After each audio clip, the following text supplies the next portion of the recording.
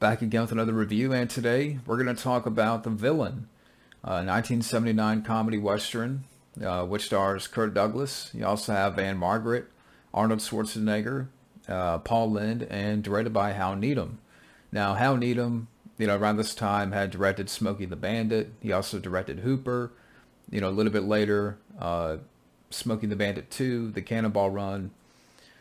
And this film, The Villain, like I said, it's a comedy western, but it's also a parody, a homage to the Looney Tunes, more so Wile E. Coyote and Roadrunner. But if you didn't have those two characters, and if it was set in the Old West, this is what you would get. And my first impressions of this film, because it is on YouTube, that's how I was able to watch the film. I got a couple of chuckles from the movie, more so from Kirk Douglas, because it looks like he's having fun. Like some of the scenes where, he sells the humor.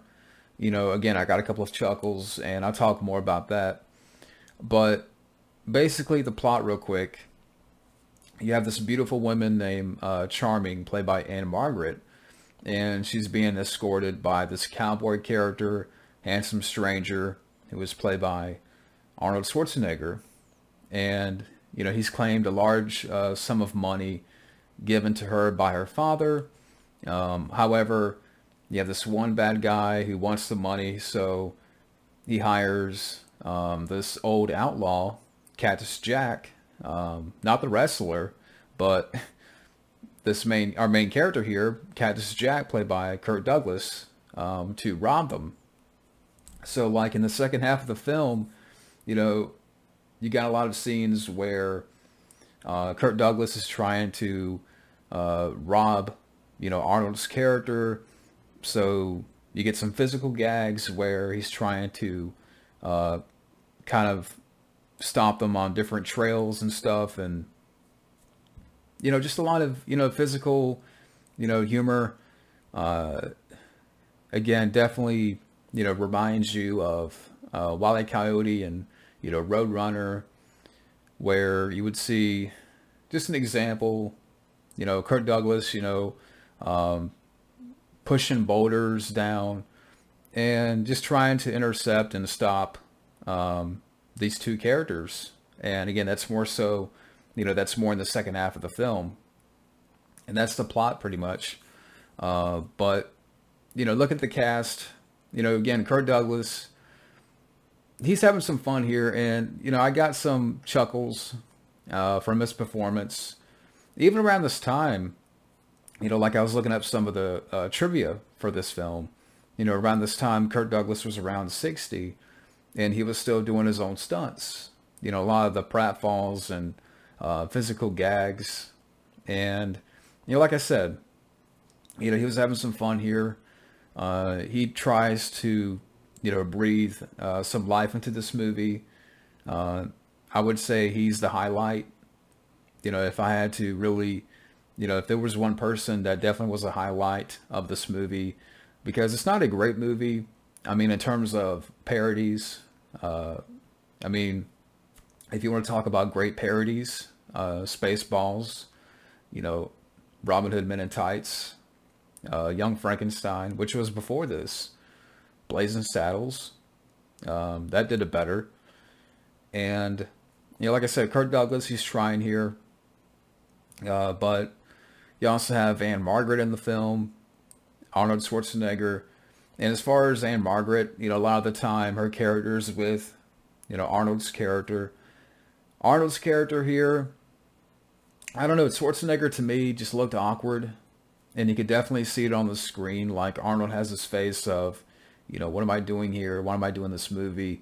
And that's the vibe that I get from Arnold here. It just seems like he's a square peg in a round hole. And, at times he's not given a lot of dialogue. And when he does, it's awkwardly delivered. And, this character is supposed to be, he's a slow-witted cowboy. And he's got the cowboy outfit, the whole get-up. And like I said, Arnold here, he's just awkward. And it just comes off as awkward. And I wonder what Arnold would think about this movie. You know, he may have some good memories, like working with Kirk Douglas, but Arnold is definitely not a strong point here. You got Paul Lynde in the film. I mostly, well, even though I didn't watch Hollywood Squares back in the day, but I know he was the center square a lot. And he did a lot of TV stuff. Paul Lynde is this Native American, this character, Nervous Elk. And some of the scenes with this character, I did get a laugh. I got a couple of laughs. Unfortunately, nowadays, you know, if they would do that character, a lot of people, you know, would raise a finger, and there would be so much outrage over, you know, a white man portraying a Native American. But, you know, Paul Lynde, again, I got a couple of chuckles from him in the film as this character, Nervous Elk. And you have some other characters here. I recognized one guy, Jack Elam. And, you know, this guy you've seen before. You know, I know I've seen him before in like some other movies. He was in the Cannonball Run. He was in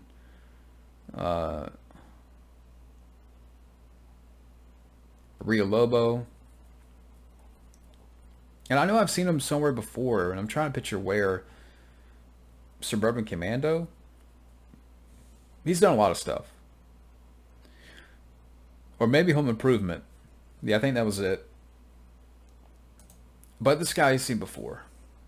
But the cast, I mean, you know, like I said, for the most part, if anything, Kirk Douglas here, you know, he's trying, you know, like the way he delivers and sells some of the gags, you know, some of the physical humor. You know, I did get a laugh. You know, so he was. If there's a highlight in terms of the cast, I would say Kirk Douglas. He's trying, and maybe Paul Lynde, but Arnold here. You know, again, he just comes off as awkward and out of place. And Ann-Margret, you know, she's fine, but she's not given a lot to do. But yeah. Now, let's see if I could find some other information about the film real quick. I mean, box office, let me see. I know I'm not going to edit this out. But, you know, kind of mentioned some of the trivia here. And like I said, it's definitely a homage to, you know, the Looney Tunes. Because at the very end of the film, Kirk Douglas kisses the main girl, and he's jumping all over the place to the Looney Tunes theme. And I don't know, I thought that was very oddly placed in there. Like, okay, you know, if this is going to be a homage to the Looney Tunes, then why not just go for it? I mean, haven't they done around this time or before this, they've blended, you know, animation with live action? So why not, you know, have Wile E. Coyote and Roadrunner in here and just go for it? You know, that's the thing. Because, you know, when I look at this film, I mean, like I said, parodies, there's been better parodies.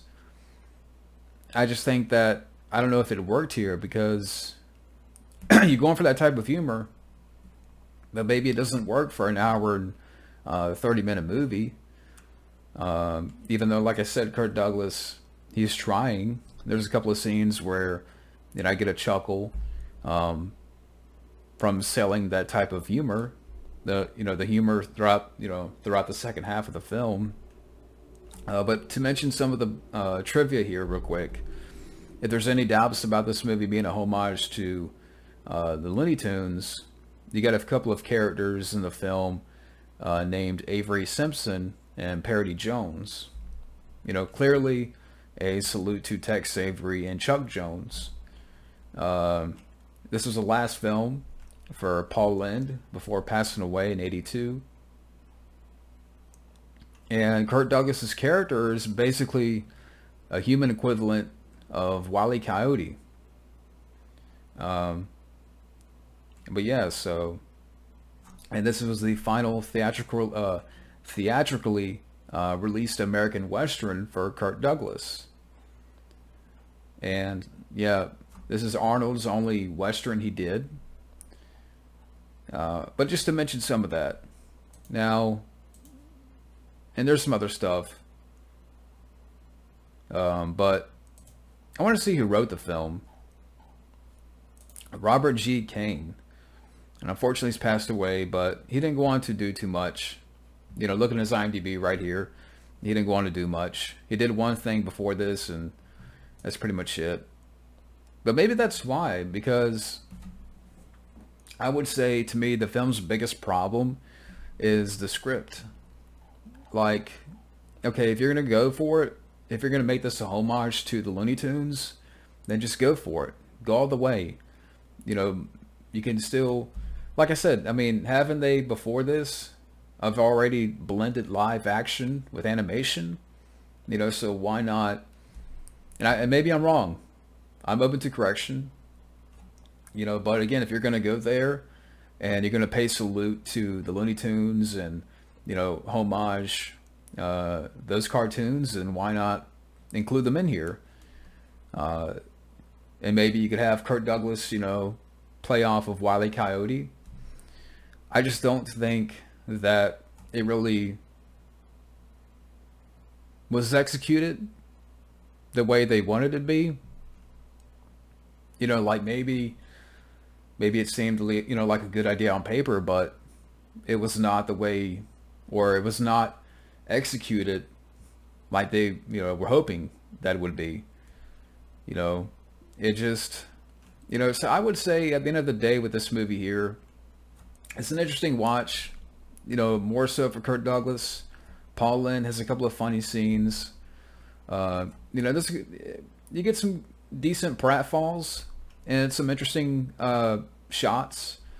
And I would say too as well, and I almost forgot to mention this, but his horse in the film, Whiskey, the main character's horse, definitely has some fun stuff to do. And there's a lot of interesting things they did with the horse, you know, being that it's a real horse. And it almost seems like, you know, here the horse outshines Arnold. There's not a lot of films where you can say that. You know, where Kirk Douglas is the main character. Now, like I said, I'll give credit to Kirk Douglas. You know, and some stuff, like some of the gags that he did in the film. But, you know, also the horse. The horse was, what they were able to do with the horse in this film, I thought was fun. You know, so in a lot of ways, the horse is a star. You can say that. I mean, he definitely is a star here.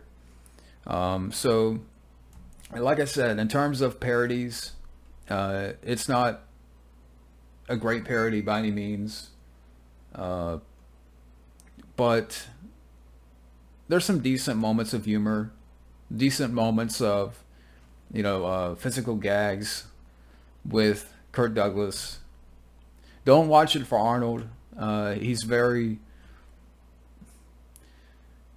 not given a lot to do, but at the same time, for the stuff that, like, you know, whether it be dialogue or, you know, anytime that you would see Arnold, he definitely has that vibe of, you know, what am I doing here? You know, just, he felt out of place. He looks awkward. You know, Arnold would do later, like, he would do better later on in comedy, but this is not definitely a jewel in Arnold's crown in terms of comedies. But yeah, so in this director, Hal Needham, I mean, you know, like, he also did Smokey and the Bandit and Hooper. So, you know, better movies. But yeah, I would say interesting watch.